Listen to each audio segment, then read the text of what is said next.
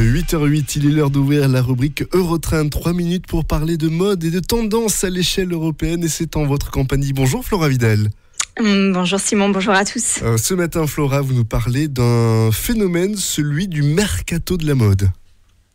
Et oui Simon, comme au foot, la mode, c'est un sport qui suit des règles stratégiques. Le but, ce n'est pas de gagner, mais de vendre du rêve et bien sûr beaucoup de vêtements. Et pour cela, mieux vaut s'entourer des meilleurs. Comme le succès des collections repose entièrement sur le choix du directeur artistique, eh bien les grandes maisons de couture n'hésitent plus à changer de DA comme de chemise.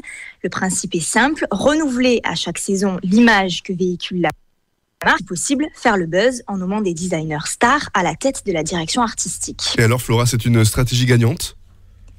Eh bien oui, l'avantage de ce système, c'est de stimuler la créativité, créer l'envie à l'heure où la mode se démode en un clic, puisqu'un post Instagram suffit aujourd'hui à lancer une tendance. Le net fait la mode et la défait aussi. Le problème, c'est que cette spirale du like et du encourage les maisons à miser sur le toujours plus de grandiose, toujours plus de show, toujours plus de collections, jusqu'à 6 par an pour certaines griffes, de quoi faire des fashionistas d'éternels insatisfaits en attente de nouveautés qui ne seront qu'éphémères. Oui, si je vous comprends bien, la mode va un petit peu trop vite et ça crée des rivalités donc.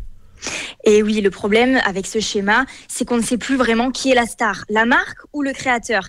L'image et l'histoire d'un côté, la créativité et le renouveau de l'autre. Et dans ce jeu des doubles, c'est souvent les marques qui l'emportent, en tout cas auprès du grand public. Et alors comment est-ce qu'on peut expliquer ce phénomène, Flora ? Eh bien, en fait, ça remonte à l'époque de notre regretté Karl. En reprenant les rênes de la maison Chanel au début des années 80, il avait en fait dépoussiéré l'image trop sage, trop conventionnelle de la maison Chanel en modernisant les grands classiques et en les réadaptant aux standards de l'époque. Britannique John Galliano qui révolutionne le style de la maison Dior et en fait une marque avant-gardiste.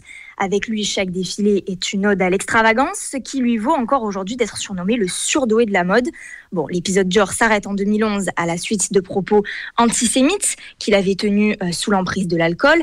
Entre-temps, c'est le Belge Raf Simons et l'Italienne Maria Grazia Chiuri qui se sont relayés à la création. Mais Lagerfeld, comme Galliano, avait alors impulsé cette idée qu'une marque pouvait finalement renaître sous l'influence d'un talentueux mentor, ce qui a clairement fait passer les créateurs du statut de couturier au statut de directeur artistique avec tout ce que cela sous-entend. Oui, un phénomène qui n'a pas que des mauvais côtés. Flora, il permet aussi de mettre en lumière le savoir-faire des Européens dans ce secteur bien précis d'activité.